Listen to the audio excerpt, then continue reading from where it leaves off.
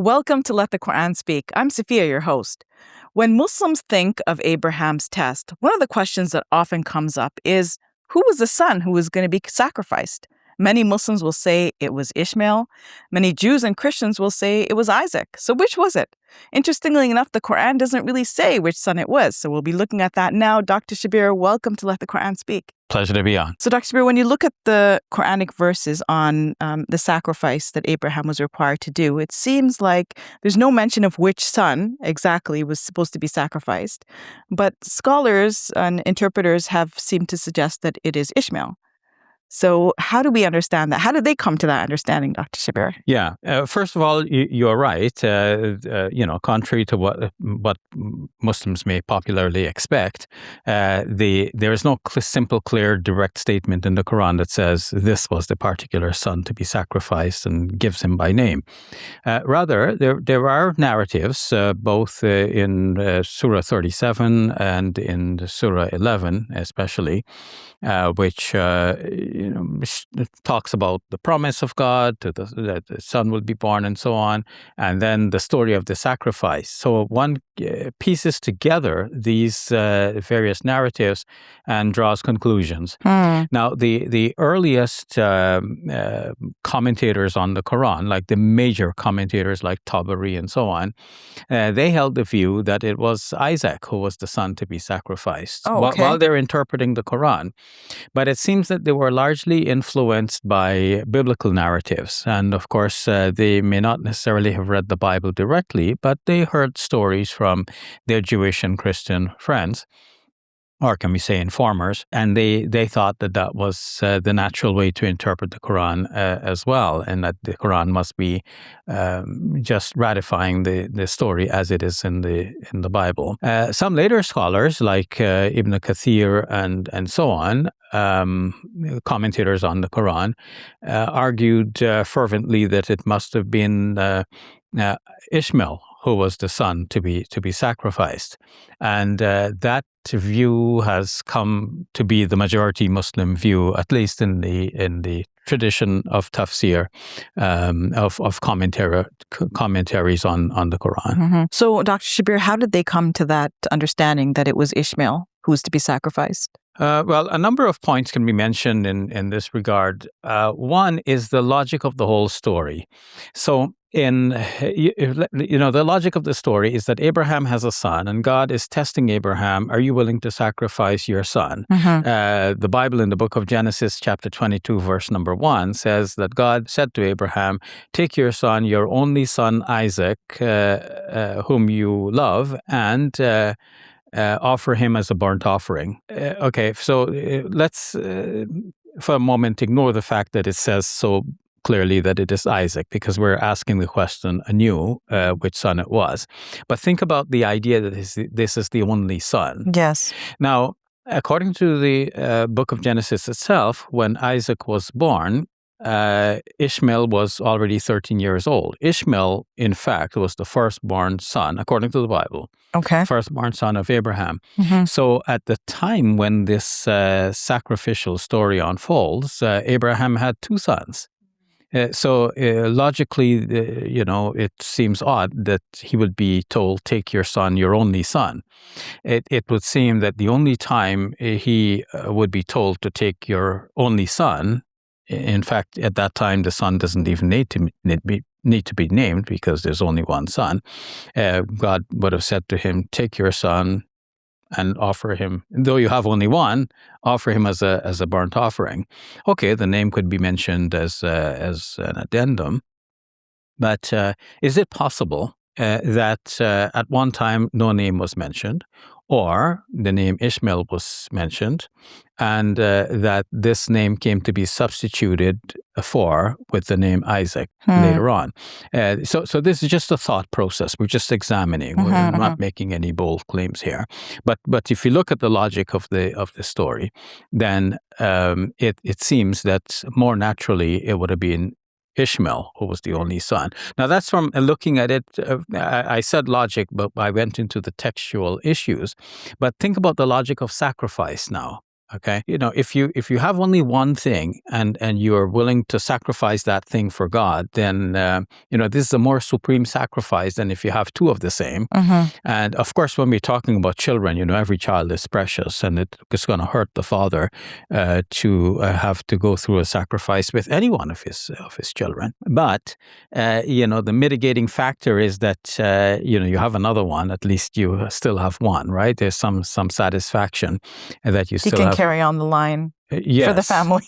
Yes. In fact, if you think about it, so Abraham has a son Ishmael with Hagar, who, according to the Bible, was his handmaiden. So the other question is, like, was Ishmael a legitimate son, right? So this is how this question plays out in later Christian thought, especially in the writings of Paul, where he's distinguishing between the two, and this was the son of the slave, and this one is the son of the promise, and so on. But in the Pentateuch, in the Old Testament, in the book of Genesis in particular, this does not seem to be the issue at hand. And later on in the Old Testament, we find in the historical writings that Hagar is referred to as the wife of Abraham. Concubinage in those days was, you can say, a different form of marriage. Things change over time. Nowadays we sing, and the farmer wants a wife, but in a generation or a couple of generations ago, children were singing, the farmer takes a wife, and that's how people thought about it, right? He takes a wife. The different ways of taking a wife in ancient societies, and one way is through concubinage, another way is through marriage, and the two were very similar in much of its you can say formal processes. Okay. And the way it plays out. So the Bible says that Sarah, who was the wife of Abraham, was not bearing any children, and so she gave Abraham her handmaid so that he can have children through her. Actually, it is more that Sarah could have children through her, because if the child is born, then somehow Sarah would have some sort of claim on this, because this is the child of my handmaid. Nonetheless, to go further with the story, and again thinking about the logic of it, when Abraham already has Ishmael from Hagar, and now he gets Isaac from Sarah, if he is commanded to sacrifice Isaac, then this is more a sacrifice of Sarah than of Abraham, because Abraham has two sons. He's giving up one, but Sarah has only one son, and she would have to give up that one son. But she, her opinion doesn't play out in the sacrifice. It is in Islamic tradition that we have a story that says that when Abraham was going along with his son to the sacrificial appointed place, Satan appeared to Abraham to tempt him away from this, and to the son to tempt him away from this, and to Ishmael's mother, Hagar, to tempt her, so that she could intervene and prevent this. And they all submitted to this.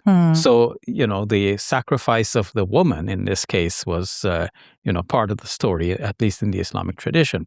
Coming back to the logic of the sacrifice as told in the Bible, then, it wouldn't be so much a sacrifice of Abraham as it was of Sarah. So looking at the whole logic of the story, this is a very strong point in favor of the Muslim shift towards saying that it was Ishmael to be offered as the sacrifice rather than Isaac. But of course, if one goes with this idea and looks more closely at the narratives, both in chapter 11 of the Quran and in chapter 37, one can see there that it actually fits very well. Can you speak about that a little bit, Dr. Shabir? Yeah, in chapter 37 in particular, God gives good tidings to Abraham that he will have a son, and then when the son reaches age of an age where he could work with the father, that's when the father sees this vision, and he says, "My son, I see a vision that I am sacrificing you. What do you think?" And he says, "Do what you are commanded. You will find me, God willing, to be one of those who are patient." And then when they were ready to go through with this, and Abraham put the boy over on his forehead, that's when God called out to him, "Qad saddaqta ru'ya," you have fulfilled the vision. "Inna kadhalika nanzil muhsinin." This is how we reward the righteous people, or the people who are of goodness. And God provided the animal to be sacrificed instead. So Abraham fulfilled what he had seen he was doing in the vision. He had done up until, like, he was preparing the boy in the vision, and he interpreted that to mean that he will sacrifice the boy. But he just did what he was shown in the vision, and so he fulfilled that. Now, and then it says, وَبَشَّرْنَاهُ بِإِسْحَاقَ, and we give him glad tidings of Isaac. So if you trace the logic of this story, it looks like the one son that was dealt with the story of the sacrifice, that was a different son than Isaac, who now is he's introduced into the story. So once this child goes off stage, the other one is now brought up onto the stage in the story. So Dr. Shabir, why do you think that Allah doesn't specify exactly which son it was and leaves this? I mean, now people debate this constantly. Was it Isaac? Was it Ishmael? And, was there perhaps a reason why God didn't specify who exactly it was? Yeah, maybe it wasn't important to him, or maybe, I don't know, maybe he wanted to leave it vague for some reason. Yeah, it's it's a puzzle. We can only speculate. We don't know the wisdom of God, right? But one can very well easily see that not only in this case, but in many cases, the Quran puts things in a way that could open up a later debate, but does not introduce it as a debatable issue at the moment. Perhaps because the Muslim community had to be formed first, and there had to be major theological shifts from paganism of Arabia to the monotheism of the Quranic message. People could not imagine that they would get rid of all of their idols and they would worship only the one God. They could not understand how, after their bodies have decayed in the earth, they would be resurrected back to life, to a new life, and they could, to imagine all of these things. So these were major issues that the Quran had to drum on into the minds of its early listeners. So if the Quran, they say you have to pick your battles, right? If the Quran opened up the battles for Muslims to debate all and sundry issues, some of lesser importance, then that would be all that the Muslims would be doing, and they would not be able to focus on the main message, which is the Quran's trump cards, you might say. Okay, this is the one thing. We need to emphasize monotheism. We need to emphasize accountability in the life hereafter, which means that you are going to be resurrected back to life after you are dead. So to focus on these points, the Quran seems to have evaded the other lesser issues. But the Quran puts things in such a way that Muslims were able to come back at it and say, well, wait a minute, it looks like this now. After we have settled, all of the main issues, well, let's think more deeply. And this is one of the things we can think more deeply about. All right. Thank you for explaining that, Dr. Shabir. You're welcome.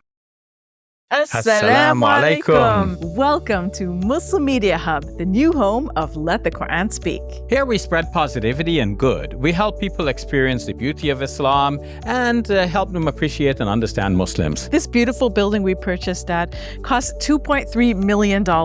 Yeah, we've already raised a third of that money, and with your help, inshallah, we can pay off the rest. So we're looking for people who can give $1,000 each. If you can be part of the select group, that's amazing. Otherwise, just please give whatever you can. Every dollar counts. It's our collective responsibility to share the message of Islam with our fellow human beings. Please help us continue this good work. It's a sadaqah jariyah, something that will continue to be a benefit to the Muslim community long after Safiyyah and I are gone. Please support our work at muslimmediahub.com. Your support is zakat eligible and tax deductible. May Allah bless you and your loved ones today and always. Assalamu alaikum. Assalamu alaikum.